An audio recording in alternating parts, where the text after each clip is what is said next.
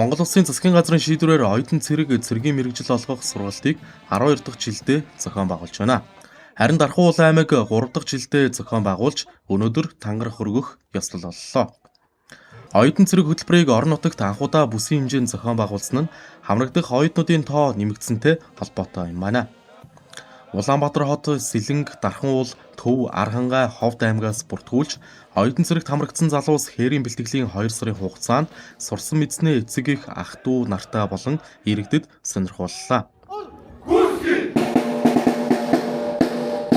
Энэ жилийн хувьд сүүлийн 2 жил гаруй Батлан хамаас баримталж байгаа оюутан цэргийг бүссэн хэлбэрээр зохион байгуулах санаачлага маань амжилттай хэрэгжиж Сэлэнг, Төв аймаг болон Дархан уул аймгийн бүсд амьдардаг залуучууд маань энэ бүстэй оюутан цэрэг алба хааснаар тухайн газар орнд онцлог нийцсэн сургалт бэлэгт хамрагдах, цаашлаад өөрийн орон нутгийн хөгжлийн бодлого үйл ажиллагаанд оролцохын чадамжтай иргэдийг бэлтгэж төвлөрлийг сааруулах нийт хүртээмжтэй албыг бий болгох давуу талтай байж байгаа. Урд өмнөх жилүүдэд аймгийн цэргийн штабаас орхон суманд тусгаалan бэлтгэсэн хээрийн бэлтгэлийн газарт зуны сургалтыг зохион байгуулдаг байсан. Харин энэ удаа мэргэжлийн цэргийн анги буюу зэвсэг түвшний 330 дугаар ангийн сургалтын материалын баазыг түшиглэн хэрэгжлээ.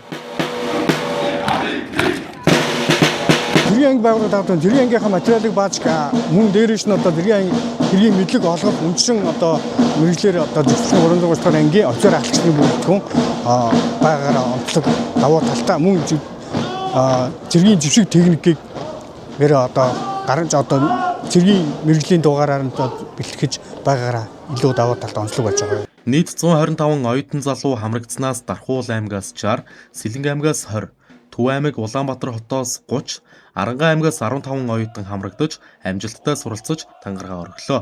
Манай хүүхэд Ховд аймгаас ирсэн. Бас эх орны баруун хязгаараас ирлээ. 1800 км цаанаас хүүгийнх халагдах тангарынхын баярт ирлээ. Ээж нь ирсэн боловч ард мал ахуйгаа хараад ирж амжсангүй. Гэтэ сайхан байна. Эх орны хүү болж хүү маань зэвсэг түвшнийхээ бие бүрэлдэхүүн ажлын амжилтыг хүсье. Их сайхан байна. Би оюутан цэрэгт Арангай аймгаас ирсэн. Цэрэг тэрэ тэр нь их юм сурсан, хатуужил, сэтгэл зүй гэдэг бүх юмар ингээд ер нь сайн бэлтгэгдэх юм байлээ. Ингээд их готардаг байсан бол ингээд хэрч хүчтэй болдог ч юм уу. Тийм. Тэгээд биеийн хүч чадал тэгээд ер нь дэсвэр төвчээр ер нь нэмэгддэг. Тэгээд ер нь цэрэг тэрээр ер нь их хэмээг сурлаа, он жуутай байна гэдэг сайхан юм байна. Хүний хэмж бүр зэрэгцэн албаа оюутан цэрэг хамрагдсандаа ямар байна? Их хоёуланд цэрэг албыг тааж аваад баяртаалаа. Оюутан залуус 2026 оны 4-р сарын 30-ны өдрөөс эхлэн 2026 оны 5-р сарын 30-ныг хүртэл цэргийн ерөнхий бэлтгэлд, 2026 оны 6-р сарын 10-наас 8-р сарын 10 хүртэл цэргийн мэргэжлийн бэлтгэлээр суралцсан байна.